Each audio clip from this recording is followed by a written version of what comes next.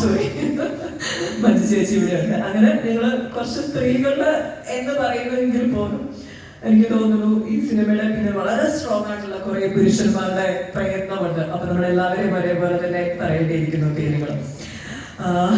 ഇതൊക്കെയാണ് എനിക്ക് റേച്ചലിനെ പറ്റി പറയാനുള്ളത്. ഇനി December 6 പടം വരികയാണ്. നന്നായിട്ട് വന്നിട്ടുണ്ട്. വിജയിക്കുമെന്ന് പ്രതീക്ഷിക്കുന്നു. നിങ്ങളുടെ പ്രാർത്ഥനയും സപ്പോർട്ടും ഒക്കെ ഉണ്ടാവും. ഇനി ആരുടെയെങ്കിലും പേരുകൾ ഞാൻ മറന്നുപോയിട്ടുണ്ടോ എന്ന് എനിക്കറിയില്ല. എന്തായാലും ഓൾമോസ്റ്റ് എല്ലാവരെയും ഞാൻ മെൻഷൻ ചെയ്തിട്ടുണ്ട്.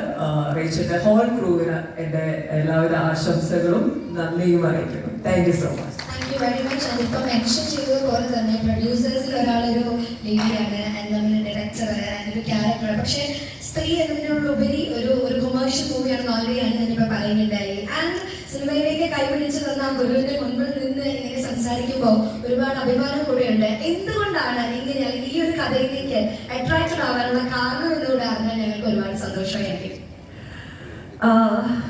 എന്നെ സംബന്ധിച്ചിടത്തോളം എനിക്ക് എന്തെങ്കിലുമൊക്കെ ചെയ്യാനുള്ള ഒരു സിനിമ ചെയ്യണം എന്നാണ് എൻ്റെ ആഗ്രഹം. അത് ഈ പറഞ്ഞില്ലേ 10-20 വർഷമായിട്ടും ഇപ്പൊ മലയാള സിനിമയ്ക്ക് എന്നെ ആവശ്യമുണ്ടോ എന്ന് ചോദിച്ചാൽ ഒരാവശ്യമില്ല. ഞാൻ കടിച്ചു തൂങ്ങി പിടിച്ചു നിൽക്കുന്ന ഒരാളാണ് ഇത്രയും വർഷമായിട്ടും.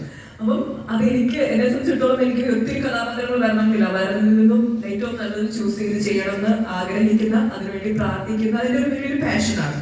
അപ്പം ഈ ഒരു സിനിമ വന്നപ്പം ഈ ഒരു സിനിമ, എൻ്റെ സ്റ്റോറി ലൈൻ, എൻ്റെ ഒരു കഥാപാത്രം, പിന്നെ ആനന്ദിനിയെ പോലൊരു ഡെബ്യൂ മൂവിയാണ് ആനന്ദിനിയുടെ. ഭയങ്കര ഒരു ഫയർ ഉള്ളിലുള്ള ഒരാളാണ്.